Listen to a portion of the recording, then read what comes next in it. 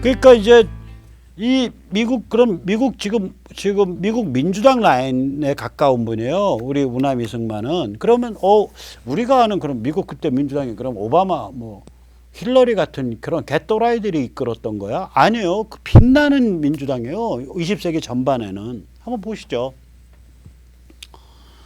이 1910년대 우드로 윌슨이 대통령이 되잖아요. 그 전에 민주당 대통령이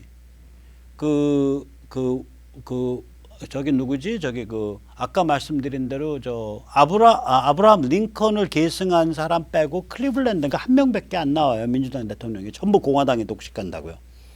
1970년경부터 1910년경까지. 왜 그러냐면 그 시대의 미국 민주당은 도시 기반이 약해요. 도시 기반이 약하고 우리가 이제 미국 용어로는 깊은 남부, 그래서 딥 사우스라 그래요. 그러니까 뭐 미시시피 이런 데요. 옛날 노예 농장이 강했던 지역. 거기가 미국 민주당이에요. 민주당의 뿌리라고요. 그러니까 이 백인 우월주의적인 게 강하고 수구꼴통적인 게 강한 거예요. 거기가. 그러니까 숫골이에요. 그 성향이. 그러니까 농촌 남부 농촌 지역이 민주당의 텃밭이었었어요. 지금부터 안 믿어지시죠? 지금부터 한 120년 전, 130년 전에는. 그러니까 선거 때마다 그렇게 힘을 못 쓰죠. 민주당이 당연히. 그런데 그 무렵부터 무슨 일이 물밑에서 진행됐냐. 도시에서 유태인이 중심이 되고 스코틀랜드인, 아일랜드인, 흑인, 히스패닉 이렇게 미국의 주류, 앵글로색슨 주류로부터 소외된 정치적 영향력에서 소외된 사람들이 모여가지고 도시의 민주당을 차지해버린 거예요. 그래서 미국 민주당이 양날개를 갖게 되죠. 농촌은 숫골이고요. 도시는 리버럴 진보가 돼요. 미국 민주당이. 그 양날개가 언제 완성되냐. 20세기 딱 들어서면서 완성된 거예요. 완성되자마자 바로 작살내고서 공화당 작살내고 1912년 선거에서 우드로 윌슨을 당선시키죠. 민주당이거든요. 전에도 말씀드렸지만 우리 우남 이승만을 뒷배를 봐주고 돈을 벌게 해주고 프린스턴 대학 다니면서 주말에 강연하고 범털 교회 다니면서 강연해서 강연료 엄청나게 벌게 해주고 그래서 학비랑 생활비 쓰게 해주고 그게 우드로 윌슨이잖아요. 그리고 우남이 그거 졸업한 다음엔 윌슨의 정치적 파트너, 시민판 정치적 파트너인 존 머트와 결합을 해서 머트의 오른팔인 플래처 브록만을 데리고 한국에 들어와서 YMCA 운동을 일으키죠. 그때 돈은 우드로 윌슨 진영의 돈을 댔던 미국 최대의 갑부 중에 하나인 워너메이커, 백화점 정찰제와 마케팅을 도입한 사람이에요. 광고 마케팅 기법을. 미국 유통업계를 정리한 사람이에요. 워너메이커가. 워너메이커로부터 무지막지한 돈을 받아서 1910년에 프린스턴에서 박사학위 받고 들어와서 여기서 YMCA 운동 일으켜가지고 판을 정리하죠. 그러니까 너무 무섭게 운동이 불타오르니까 그게 이제 새마을 운동 같은 거거든요. 불타오르니까 일제가 겁이 나가지고 백오인 사건을 일으켜서 다 잡아냈죠. 그 우남도 이제 죽게 생겼으니까 선교사들이 우남을 포장을 꽁꽁 묶어서 포장해갖고 비유적으로 말하자면 미국으로 보내요. 그래서 미국 가서 우드로 윌슨 당선된 그 무렵부터 구명운동 엄청 뛰어가지고 1심에서 막 매 맞아 죽은 사람도 있고 고문당해서 죽은 사람도 서너 명 있죠. 굉장히 중형받은 사람 많고 거의 다 유죄였는데 105인이 2심에서 서너 명인가 대여섯 명만 한 5, 6년, 3년 이렇게 형 받고 나머지 다 무죄로 풀려나오게 만들죠. 미국 압력으로. 미국 압력으로 그랬을 것이다는 저의 추측입니다. 그 당시에는 일제가 꼼짝 못하고 미국 말 들을 때거든요. 꼼짝 못하고 들을 때요. 자, 그러면 이제 다시 한번 들어가시죠. 자, 그러면 미국 민주당의 도시 날개, 도시 리버럴 날개가 완성됐단 말이에요. 이 완성된, 그러니까 민주당이 농촌에서는 숫골 날개, 수구꼴통 날개, 도시에서는 리버럴 날개 둘로 완성해가지고 쫙 날아올라가지고 우드로 윌슨을 당선을 시켰어요. 당선시키니까 우드로 윌슨이 뭐냐면 1914년에 제1차 세계대전 터지잖아요. 근데 미국 사람들은 굉장히 고립주의적이고 평화주의적이에요. 기질이 낙천적이고 아시지만. 그러니까 야, 유럽에서 전쟁 붙었는데 우리 전쟁 참전하자 그러면 전쟁 그거 당장 당 깨지고 뭐 대통령 그 인기 지지도 그냥 폭락하고 난리가 나요. 그러니까 무슨 짓을 했냐? 영국에 물자만 계속 수출하죠. 전시차관 주고. 그렇게 해서 독일을 도발하는 거 아니에요. 그리고 한편으로는 아까 말한 우남의 그 시민운동의 실제 정신적인 그 노하우 가르쳐주고 이끌어줬던 존 머트가 우드로 윌슨의 파트너거든요. 존 머트를 내세워서 참전운동을 일으키죠. YMCA가 주도가 돼갖고. 세계 제1차 대전 참전운동을 일으켜요. 그래가지고 이제 한편으로는 그러나 참전하지 못하고 있는 거죠. 그리고 한편으로는 이제 저기 영국으로 계속 물자 수출하니까 독일이 이제 약이 올라서 미국 배가 상선 화물선이 영국 가는 그 상선 화물선을 독일 잠수함 유보트가 공수부 지하에 수면 아래서 어뢰 쏴가지고 침몰시키고 이런 사건 자꾸 반복되니까 그걸 명분 삼아서 1917년에 세계 제1차 세계대전을 참전하죠. 미국이. 딱 1년 만에 판을 정리해버리죠. 그러면서 미국의 시대를 열었어요. 우드로 윌슨이. 그러니까 이게 장난인 게 아니죠. 우남이 그렇다 그래서 미국 민주당 노선을 다 따라간 거 아니에요. 완전히 차이 나는 거 하나 예를 들어 드릴게요. 우드로 윌슨은 자기랑 손을 잡은 유대인들한테 미국 연방준비은행을 바쳤죠. 만들게 해줬죠. 원래 미국은 뭐 특별한 일이 아니에요. 그전에도 연방중앙은행을 민간 금융기관에 차터를 줬어요. 면허를. 너가 연방준비은행 해라고. 그러니까 직접 하는 게 아니라 정부가 이렇게 차터를 줬다고. 그 전통을 따라서 유대인들이 만든 FRB라는 회사에 연준이라는 회사에 연방은행 자격을 부여한 거예요. 미국이. 그게 우드로 윌슨 때예요. 그러나 우남은 전 세계에서 수진국 독립국 중에 가장 빨리 중앙은행을 만든 나라거든요. 한국의 한국은행이 전 세계 후진국 쫙 1945년에 이제 그 식민지 됐던 나라들이 이제 독립하기 시작하잖아요. 독립해서 쭉 등장할 때 대한민국의 중앙은행인 한국은행이 가장 만들어진 중앙은행 중에 하나예요. 그거 만들 때 우남은 그런 식으로 예를 들면 뭐 삼성 뭐고 그때 이제 대한민국 시중은행의 거의 대부분은 삼성이 우린 지금 삼성이 금융에 있다는 거 생각도 못하죠. 그건 나중에 박정희 대통령 때 다 박정희 대통령이 4.19 나서 다 뺏겨서 그렇지 옛날에는 우리나라 시중은행의 거의 모든 시중은행의 절대 지배주주가 삼성이었었어요. 이병철 회장 그때 1950년대 때는. 그러니까 예를 들면 우남이 그럼 삼성 불러서 야 당신들 은행 하나 좀 제대로 털어서 깨끗하게 만들어 그러면 한국은행 지위 줄게 이렇게 안 했다고요. 처음부터 만들 때부터 국립은행으로 만들어 버리잖아요. 자기 스승이었던 자기를 뒷배를 봐준 우드로 윌슨은 사설은행에 국립은행 자격을 부여하는 방법을 취했는데 우남은 처음부터 국립은행을 만들잖아요. 국립 면허를 주는 게 아니라 그러니까 중앙은행 면허를 주는 게 아니라 국립으로 중앙은행을 만들죠. 우남은. 재밌는 얘기 하나 드릴까요? 우남의 우남의 논문을 지도한 지도교수가 이제 이름은 까먹었는데 그 사람이 FRB의 서부 총책이에요. 그 샌프란시스코에서 근무했어요.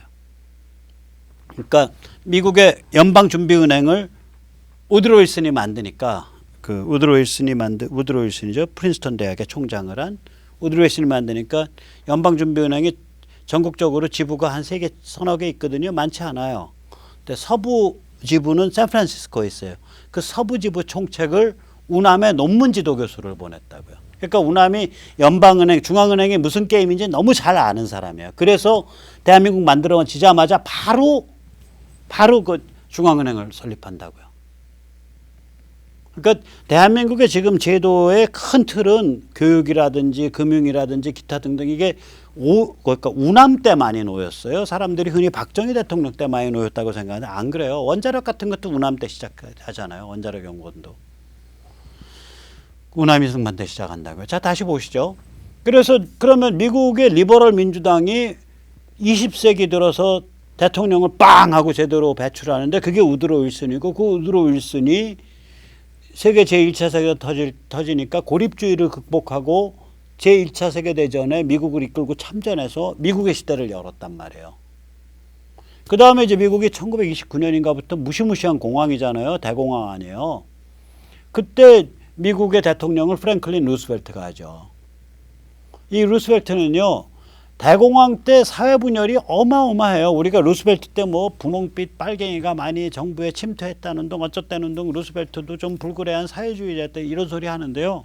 그러니까 다 상대주의적으로 봐야죠. 상대적으로 봐야 돼요. 저는 그래서 FDR 욕 잘 안 해요. 왜냐면 FDR 할 때 어느 정도로 이 색깔이 빨가냐면 휴일롱이라는 그 상원의원이 있어요.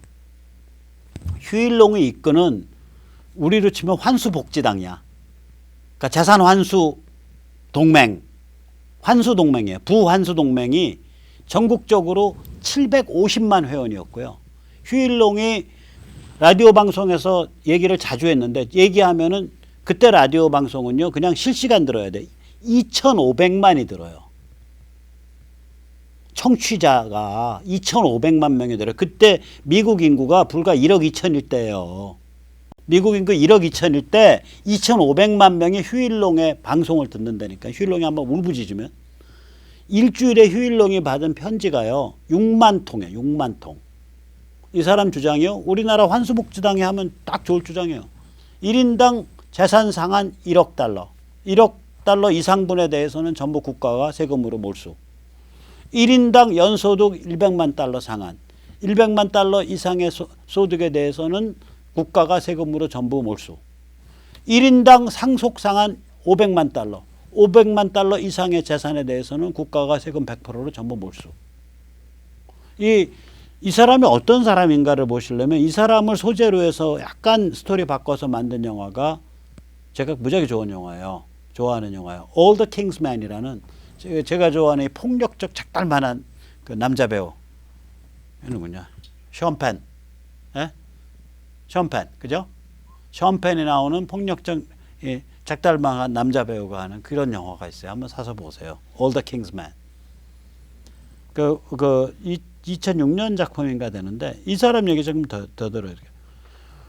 다시 말하자면 루스벨트는 대공황 때에 1930년대 퍼플리즘, 그 사나운 퍼플리즘을 승리해낸 거예요. 그리고 세계 제2차 세계대전 때 그거 미국 국민 살살 달래갖고 또 고립주의 싹 극복해서 1941년도에 일본으로 하여금 진주만 공습을 거의 유도하다시피 하지 않으면 안 되게끔 그렇게 덫을 놔서 딱 공습하니까 그냥 양쪽으로 유럽과 태평양 양쪽에 참전해갖고 4년에 걸쳐서 그냥 정리해버렸잖아요. 유럽과 아시아를 해방시켰죠. 그 다음에 이제 루스벨트 죽고 나서 루스벨트를 이어받은 그 트루만이 냉전을 시작한 거예요. 그게 민주당이 시작한 거예요. 냉전을. 그리고 6.25 때 바로 그냥 남침 시작되자마자 바로 대응해서 미군 경기병부터 들어와서 원래 군인이 움직이려면 상륙정이 움직여야 되고 탱크가 움직이고 장갑차가 움직여야 되는데 막 밀고 빨리 들어오니까 경기병이 들어왔다. 경기병은 우리로 치면요 레인저 부대예요. 그러니까 왜 뭐 여기 우리 요새는 모르겠어요. 옛날에 여기 독수리 마크 받아요. 낙하산 훈련 받고 장거리 구보 훈련 받고 그러니까 공수 특전단은 아닌데 그거 옛날 레인저라 그랬는데 요새 뭐라 그러는지 모르겠다. 그걸 경기병이라 그래요. 다시 말해 레인저 부대는 보세요. 화력이 기껏해야 바추카포하고 무반동총하고 기관총이잖아요. 그리고 개인화기잖아요. 레인저 부대는 그 박격포, 바추카포, 그 다음에 조그만 로켓포, 무반동총, 그 다음에 개인화기 이런 거밖에 안 갖춰요. 그러니까 무슨 특별한 장비가 없이 뛸 수 있는 거 그걸 가지고서 소련제 탱크를 막아낸 거예요. 미군들이 처음에 트루만이 들어가서 그게 경기병 1사단 아니에요. 경기병 1사단에 제가 잘 기억은 안 나는데 전사자가 한 50% 될 거예요. 전사자가. 그래서 저는 NYT 최성훈 기자, 최 기자님, 제 말 들으셔. 당신 노군니 욕해갖고 노군니 학살 뭐 이렇게 해서 당신 퓰리처상까지 받았지? 맞죠? 최성훈 기자. 뉴욕타임스에. 최 기자님, 근데 내가 하나 물읍시다. 만약에 당신이 경기병으로 무장한 상태에서 바추카포 기관총으로 무장한 상태에서 소련 기갑부대의 남진을 잠도 못 자고 10명 있으면 5명이 동료가 죽어나가는 6명이 죽어나가는 그 상황에서 눈이 벌겋게 된 상태에서 남진을 막고 있는 그런 극한 상황에서 몰려있는 부대라고 쳐봐. 네, 최 기자. 한번 그렇게 쳐보자고요. 그 상태에서 눈에 뭐가 씌워서 그냥 양민들 내려오는 거를 저기 극도의 피로와 공포에 질려 있는 상태거든요. 거기서 오판을 해서 그냥 사격을 했다. 그럼 그게 지탄할 대상이야? 아니면 그냥 비극적 사건이야? 그걸 학살이라고 부를 수 있을까? 노군니 학살 주장하는 분들은 잘 생각해야 돼요. 미국 그 경기병 라이트 캐벌리 디비전 넘버 1, 퍼스트 디비전, 그러니까 미국 경비병 1사단이었거든요. 그리고 제일 먼저 트루만이 그 남침 소식 받자마자 바로 그냥 야, 그 동경에 있는 부대 들어가 그래가지고 아무 경기병들 아무 중화기가 없어. 그 사람들이 와서 제일 처음에 한 짓이 뭐냐면은 그 노군니 사건 난 그 영천 대구 그 일대에서 방어선 구축하고 거기선 10명에 8명 죽어 나갔을 거예요. 나중에 평균적으로 10명에 5명 죽었죠. 그 부대가 나중에 압록강까지 밀고 올라간 부대일 텐데 경기병 1사단이 평균이 10명에 5명 꼴 죽었을 거예요. 내가 기억이 지금 불확실한데 굉장히 많아요. 전사자 비율이. 그러니까 그렇게 잠도 못 자고 그 있으면 죽는 자리 아니에요. 솔직히 말하면. 퇴각도 못하고 자기 그냥 피와 목숨으로 지금 소련제 탱크를 막아내면서 픽픽 죽어가는 상황인데 그 죄송합니다. 돌아가신 분들한테 어린애들이 아니야. 나이 20, 19, 21 눈에 뻘겋게 충혈돼 있고 극도의 피로와 공포에 짓눌려 있는 상태에서 오판이 나올 수 있다고요. 그거를 충분히 배경을 깔아주고 그래서 이 오판의 결과 이런 비극적 사건이 나왔다. 이런 극한 상황 속에서 그렇게 얘기를 해야지 그냥 미군이 그냥 힘이 넘쳐가지고 한국인들 우습게 보고 그냥 다 깔아 죽인 학살 사건이야. 뭐 이런 식으로 인식이 박히거나 그런 인식을 유도하는 글을 쓰면 그게 글쟁이로서 할 짓이냐고. 최성원 기자님, 지금 늦지 않았으니까 노군니 사건, 난 노군니 학살이라고도 안 불러요. 노군니의 그 비극적인 사건에 대한 입체적 조망을 지금이라도 하세요. 글쟁이로서의 양심이 있다면. 아니 뉴욕타임스의 한국 주재 대기자 정도 돼서 퓰리처상까지 받았으면 그 정도 양심 가져야 되는 거 아니에요? 싫으면 나랑 같이 한번 토론해 보자고요. 나도 한 달 동안 공부할게요. 이게 말이 쉬워서 나중에 가서 저걸 학살하는데 아니 생각을 해보세요. 경기병이 탱크 기갑부대를 막아내요. 죽으란 소리죠. 실제로 죽었고 그게 하루도 아니고 이틀가 3일가 4일가 일주일가 열흘가 보름가 이러면 무슨 상태 되겠냐고요. 그러니까 말 그렇게 함부로 하면 안 돼요, 우리. 자, 그럼 아무튼 간에 트루만이, 그러니까 그것도 민주당이거든요. 6.25의 스탈린 군사팽창을 격퇴하는데 결정적인 획을 그은 사람이에요. 자, 그러면 20세기 전반기를 보면 미국 리버럴 민주당 이거 만만치 않은데? 훌륭한 일 많이 했는데 이렇게 인정할 수밖에 없어요. 여기서 잠시 그 프랭클린 데오도르 루즈벨트가 그 당시에 사나운 파퓰리즘에 대해서 뭐라고 얘기를 했냐면 그때 하나 이끌은 게 아까 말한 휴일롱 아니에요? 휴일롱 이런 말을 하거든요. 휴일롱 말부터 먼저 할게요. 하나님이 이 모든 땅과 자원과 곡물과 과학 지식을 우리에게 주셨습니다. 하나님은 우리더러 내가 안배한 축제를 즐겨 이렇게 말씀하셨습니다. 그러나 보십시오. 록펠러나 JP 모건 같은 자들이 우리 1억 2천만 미국인 전체를 먹여 살릴 수 있는 부를 독점하고 있지 않습니까? 불과 상위 4%밖에 안 되는 한 줌도 안 되는 자들이 미국의 부 전체를 차지하고 있기에 우리 선량한 미국인들은, 다수의 미국인들은 굶주리고 있습니다. 이제 하나님이 주신 것을 되찾아와야 할 때가 됐습니다. 대공황에 의해서 가정이 박산이라고, 여자들 몸팔러 나가고, 가장은 자살하고, 사회가 다 붕괴해서 깔아앉고 있는데, 그거 소설 분노의 포도 보세요. 포도가 분노처럼 연그렀다라는 뜻이잖아요. 분노의 포도. 그래, Grape of Wrath 아니에요. 원래 제목이 슈타인백, 노벨 문학상급의 작가. 보시면 그 대공황에 쫓겨서 가정 빠개지니까 트럭 하나 사가지고 가족 싣고서 서부로 가다가 그 가진 자들의 횡포에 시달려가지고 나중에 빡쳐가지고 사부로 가서 그 동네 그 유지 대가리를 찍어서 사부로 머리로 반쪽을 내는 그런 비극적 스토리를 다룬 작품 아니에요. 분노의 포도가. 그러니까 사람들이 그런 상황에 몰려 있는 상태에서 휴일롱이 이렇게 짖었다고요. 이렇게 짖으니까 여기에 750만 명이 이 복지 환수 동맹에 그냥 가입을 하고, 그냥 라디오로, 그땐 텔레비 없을 때니까 라디오로 한 번씩 짖으면은 1억 2천만 인구 중에 2,500만 명이 듣는 거예요. 하루에 일주일에 밀려드는 편지가 6만 통이에요. 종이로 쓴 편지가. 그러니까 프랭클린 루즈벨트 휴일롱이 암살 안 당했으면요, 이게 대통령 되는 거예요.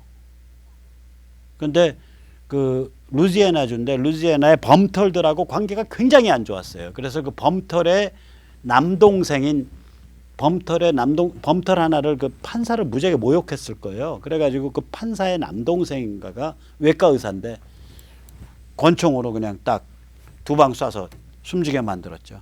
근데 그 두 방 쏘는 바람에 휴일롱이 이제 겁나니까 보디가드를 엄청 들고 가요. 보디가드들이 그 외과 의사 현장에서 쏴갖고 외과 의사는 한 60방 맞고 죽었어요. 그러니까 이미 죽은 상태에서도 계속 총 쏜 거예요. 쌍무총으로 보디가드들이. 그래서 끔찍한 사건이었어요.